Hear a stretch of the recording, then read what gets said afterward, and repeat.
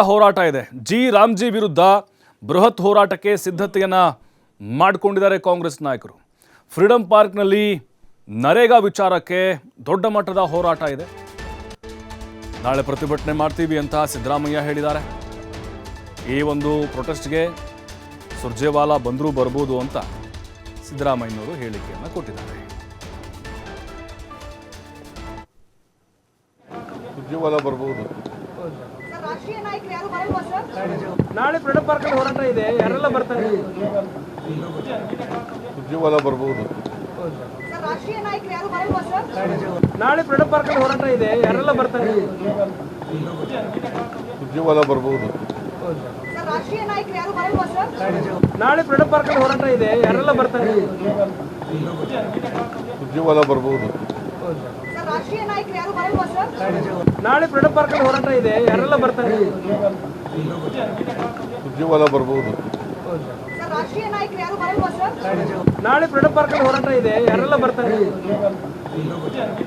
ಸುರ್ಜೇವಾಲಾ ಬರ್ಬೋದು. ಮತ್ತಷ್ಟು ಮಾಹಿತಿ ನಮ್ಮ ಪ್ರತಿನಿಧಿ ಎಲ್ ಎನ್ ಸ್ವಾಮಿ ನೀಡ್ತಾರೆ ನೇರ ಸಂಪರ್ಕದಲ್ಲಿ. ಎಲ್ ಎನ್ ಸ್ವಾಮಿ, ಈಗ ಕಾಂಗ್ರೆಸ್ ರಣಕಹಳಿಯನ್ನ ಮೊಳಗಿಸ್ತಾ ಇದೆ ಕೇಂದ್ರ ಸರ್ಕಾರದ ವಿರುದ್ಧ. ಯಾವೆಲ್ಲ ಅಂಶಗಳನ್ನು ಇಲ್ಲಿ ಹೈಲೈಟ್ ಮಾಡಲಿಕ್ಕೆ ತೀರ್ಮಾನ ಮಾಡಿದ್ದಾರೆ, ಜೊತೆಗೆ ಯಾವ ರೀತಿ ಕೇಂದ್ರ ಸರ್ಕಾರಕ್ಕೆ ಸಂದೇಶ ಕೊಡ್ಬೋದು, ಜೊತೆಗೆ ಇಲ್ಲಿ ಜನರಿಗೆ ಒಂದು ಜಾಗೃತಿ ಮೂಡಿಸುವಂಥ ಒಂದು ಕಾರ್ಯಕ್ರಮವಾಗಿ ಈ ಅಭಿಯಾನ ರೂಪುಗೊಳ್ಳುತ್ತಾ ಹೇಗೆ?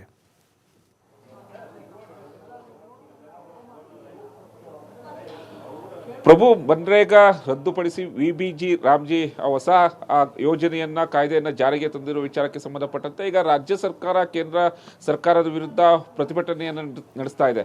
ಈಗಾಗಲೇ ರಾಷ್ಟ್ರಾದ್ಯಂತ ಹೋರಾಟಕ್ಕೆ ಕಾಂಗ್ರೆಸ್ ನಾಯಕರು ಸಿದ್ಧತೆಗಳನ್ನು ಮಾಡ್ಕೊಳ್ತಾ ಇದ್ದಾರೆ. ಈ ಹೊಸ ಯೋಜನೆಯಿಂದ ಯಾವೆಲ್ಲ ಸಮಸ್ಯೆಗಳು ಆಗ್ತಾ ಇದೆ ಮತ್ತೆ ರಾಜ್ಯ ಸರ್ಕಾರಕ್ಕೆ ಯಾವೆಲ್ಲ ಒಂದು ಹೊರೆ ಬೀಳುತ್ತೆ ಎಂಬ ವಿಚಾರಗಳನ್ನು ಮುಂದಿಟ್ಟುಕೊಂಡು ಕೇಂದ್ರ ಸರ್ಕಾರದ ವಿರುದ್ಧ ಈಗ ಹೋರಾಟಕ್ಕೆ ನಿಂತಿರುವಂಥದ್ದು.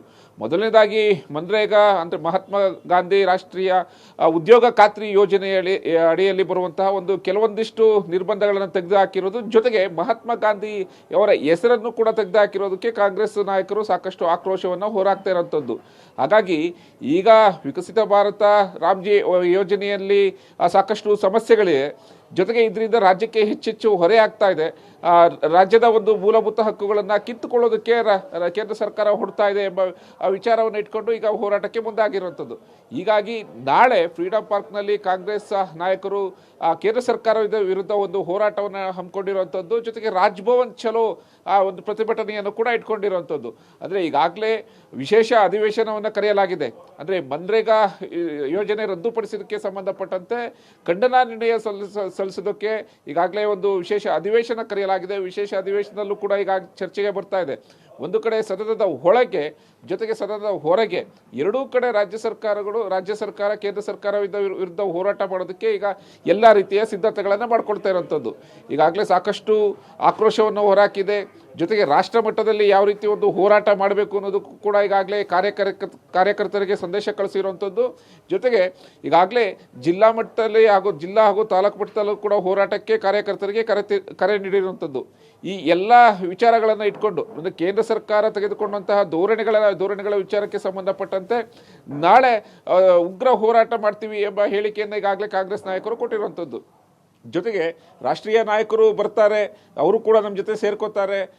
ಬೃಹತ್ ಮಟ್ಟದಲ್ಲಿ ಹೋರಾಟ ಮಾಡ್ತೀವಿ, ಕೇಂದ್ರ ಸರ್ಕಾರದ ವಿರುದ್ಧ ನಮ್ಮ ಹೋರಾಟ ನಿರಂತರವಾಗಿ ನಡೆಯುತ್ತೆ, ನಾವು ರಾಷ್ಟ್ರ ಮಟ್ಟದಲ್ಲೂ ಕೂಡ ಹೋರಾಟ ಮಾಡ್ತೀವಿ ಅನ್ನೋದು ಕೂಡ ಈಗಾಗಲೇ ಕಾಂಗ್ರೆಸ್ ನಾಯಕರು ಸ್ಪಷ್ಟಪಡಿಸಿದ್ದಾರೆ. ಒಟ್ಟಾರೆಯಾಗಿ ಮನ್ರೇಗಾ ಯೋಜನೆಯನ್ನ ರದ್ದುಪಡಿಸಿರೋದಕ್ಕೆ ವಿಬಿಜಿ ರಾಮ್ಜಿ ಯೋಜನೆಯನ್ನ ಜಾರಿ ತಂದಿರೋ ವಿರುದ್ಧ ಕೇಂದ್ರ ಸರ್ಕಾರದ ವಿರುದ್ಧ ರಾಜ್ಯ ಸರ್ಕಾರ ಈಗ ಹೋರಾಟಕ್ಕೆ ನಿಂತಿರುವಂತದ್ದು. ಪ್ರಭು, ಥ್ಯಾಂಕ್ ಯು ಎಲ್ ಎನ್ ಸ್ವಾಮಿ ಮಾಹಿತಿಗಾಗಿ.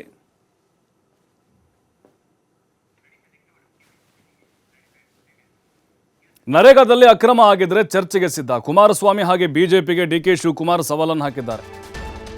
ತಾಕತ್ತಿದ್ರೆ ಬನ್ನಿ ಅಂತ ಡಿಬೇಟ್ ಮಾಡೋಣ, ನಿಮ್ಮಲ್ಲಿ ಏನಿದೆಯೋ ಅದನ್ನು ತೊಗೊಂಬನ್ನಿ, ನನ್ನ ಹತ್ರ ಸೋರ್ಸ್ ಇದೆ ಅದನ್ನು ತೊಗೊಂಬಂದು ನಾವು ಚರ್ಚೆ ಮಾಡ್ತೀವಿ, ನಾನು ಅಥವಾ ಪ್ರಿಯಾಂಕರ್ಗೆ ಕೃಷ್ಣ ಬೈರೇಗೌಡ ಬರ್ತೀವಿ, ಚರ್ಚೆಗೆ ನೀವು ರೆಡಿನಾ ಅಂಥೇಳಿ ಶಿವಕುಮಾರ್ ಅವರು ಕೇಳಿದ್ದಾರೆ. ನರೇಗಾದಲ್ಲಿ ಅಕ್ರಮ ಆಗಿದ್ದರೆ ತನಿಖೆ ಮಾಡಿಸಲಿ, ನಮ್ಮ ಕನಕಪುರಕ್ಕೆ ಅವಾರ್ಡ್ ಬೇರೆ ಸಿಕ್ತು, ಹೆಂಗೆ ಕೊಟ್ಟರು ಈ ಅವಾರ್ಡನ್ನು ಅಂಥೇಳಿ DKಶಿ ಪ್ರಶ್ನೆಯನ್ನು ಮಾಡಿದ್ದಾರೆ.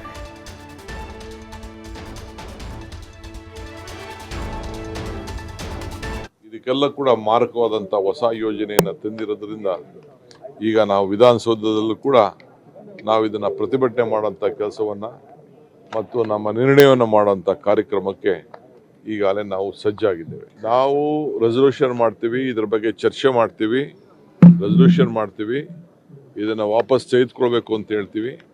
ಯಾವ ರೀತಿ ರೈತರ ವಿಚಾರದಲ್ಲಿ ಕಾಯ್ದೆ ತಂದಿದ್ರು, ಯಾವ ವಾಪಸ್ ತೆಗೆದುಕೊಂಡ್ರು ಆ ರೀತಿ ತಗೊಳ್ಳೋವರೆಗೂ ಕೂಡ ಈ ಹೋರಾಟವನ್ನು ಮುಂದುವರಿಸ್ತೀವಿ. ಇದಕ್ಕೆಲ್ಲ ಕೂಡ ಮಾರಕವಾದಂಥ ಹೊಸ ಯೋಜನೆಯನ್ನು ತಂದಿರೋದ್ರಿಂದ ಈಗ ನಾವು ವಿಧಾನಸೌಧದಲ್ಲೂ ಕೂಡ ನಾವು ಇದನ್ನು ಪ್ರತಿಭಟನೆ ಮಾಡೋಂಥ ಕೆಲಸವನ್ನು ಮತ್ತು ನಮ್ಮ ನಿರ್ಣಯವನ್ನು ಮಾಡೋಂಥ ಕಾರ್ಯಕ್ರಮಕ್ಕೆ ಈಗಾಗಲೇ ನಾವು ಮತ್ತಷ್ಟು ಮಾಹಿತಿ ನಮ್ಮ ಪ್ರತಿನಿಧಿ ಎಲ್ ಎನ್ ಸ್ವಾಮಿ ನೀಡ್ತಾರೆ. ಎಲ್ ಎನ್ ಸ್ವಾಮಿ, ಡಿ ಕೆ ಶಿವಕುಮಾರ್ ಬಹಿರಂಗವಾಗಿ ಸವಾಲನ್ನು ಹಾಕಿದ್ದಾರೆ. ಇದನ್ನು ಯಾವ ರೀತಿ ತೆಗೆದುಕೊಳ್ಬೋದು ಅಂತ BJP ಮತ್ತು ಕುಮಾರಸ್ವಾಮಿ ಅವರು, ಅದರ ಜೊತೆಗೆ ತಮ್ಮ ಸ್ಟ್ಯಾಂಡ್ ಏನಿದೆ ಅದು ಯಾವುದು ಕೂಡ ಬದಲಾಗಲ್ಲ ಅನ್ನುವಂಥ ಒಂದು ಸಂದೇಶವನ್ನು ಕೊಟ್ಟಂಗೆ ಕಾಣಿಸ್ತಿರ್ಬೋದಾ ಅಂತ?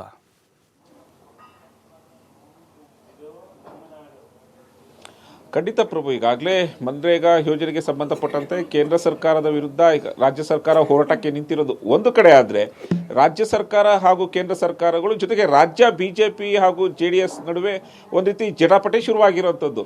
ಅಂದರೆ ಮನ್ರೇಗಾ ಯೋಜನೆಯನ್ನು ಯಾವ ವಿಚಾರಕ್ಕೆ ರದ್ದುಪಡಿಸಲಾಗಿದೆ ಎಂಬ ವಿಚಾರವನ್ನು ಇಟ್ಕೊಂಡು ಈಗ BJP ನಾಯಕರು ಕೂಡ ರಾಜ್ಯ ಸರ್ಕಾರದ ವಿರುದ್ಧ ಹೋರಾಟಕ್ಕೆ ನಿಂತಿದೆ.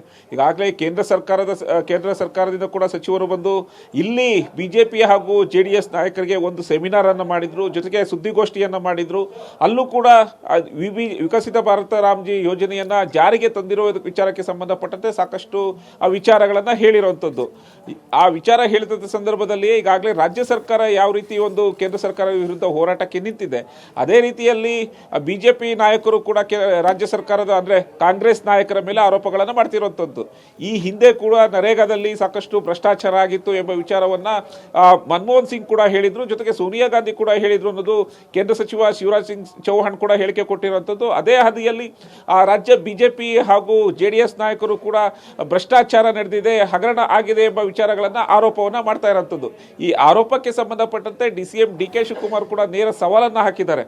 ಅಂದ್ರೆ ನಾವು ಚರ್ಚೆಗೆ ಬರ್ತೀವಿ, ಎಲ್ಲೆಲ್ಲ ಅಕ್ರಮ ಆಗಿದೆ ತನಿಖೆ ಆಗಲಿ, ಅದನ್ನು ಬಿಟ್ಟು ಆರೋಪಗಳನ್ನು ಮಾಡ್ತಾ ಇದ್ರೆ ಹೇಗೆ ಎಂಬ ಪ್ರಶ್ನೆಯನ್ನು ಮುಂದೆ ಇಟ್ಟಿರುವಂಥದ್ದು. ಜೊತೆಗೆ ನಾವು ಚರ್ಚೆಗೆ ಬರ್ತೀವಿ, ನಾನು ಪ್ರಿಯಾಂಕಾ ಖರ್ಗೆ ಆಗ್ಬೋದು, ಕೃಷ್ಣ ಬೈರೇಗೌಡರು ಆಗ್ಬೋದು, ನಾವೆಲ್ಲದಕ್ಕೂ ಕೂಡ ಚರ್ಚೆಗೆ ಬರ್ತೀವಿ, ನೀವು ಚರ್ಚೆಗೆ ಬರ್ತೀರಾ ಎಂಬ ಸವಾಲನ್ನ ನೇರವಾಗಿ JDS ಹಾಗೂ BJP ನಾಯಕರಿಗೆ ಹಾಕಿರುವಂಥದ್ದು. ಅಂದ್ರೆ ನರೇಗಾ ವಿಚಾರಕ್ಕೆ ಸಂಬಂಧಪಟ್ಟಂತೆ ಭ್ರಷ್ಟಾಚಾರ ನಡೆದಿದೆ ವಿಚಾರಕ್ಕೆ ಈಗ ಎರಡೂ ಅಂದ್ರೆ ಕಾಂಗ್ರೆಸ್ ಹಾಗೂ BJP ನಡುವೆ ಸಾಕಷ್ಟು ಜಟಾಪಟಿ ಆಗಿದೆ. ಈ ಜಟಾಪಟಿಗೆ ಸಂಬಂಧಪಟ್ಟಂತೆ ಈಗ ನೇರ ಬಹಿರಂಗ ಚರ್ಚೆಗೆ ಕೂಡ ಸವಾಲು ಹಾಕಿರುವಂಥದ್ದು. ಪ್ರಭು, ಥ್ಯಾಂಕ್ ಯು ಎಲ್ ಎನ್ ಸ್ವಾಮಿ ತಮ್ಮೆಲ್ಲ ಮಾಹಿತಿಗಾಗಿ.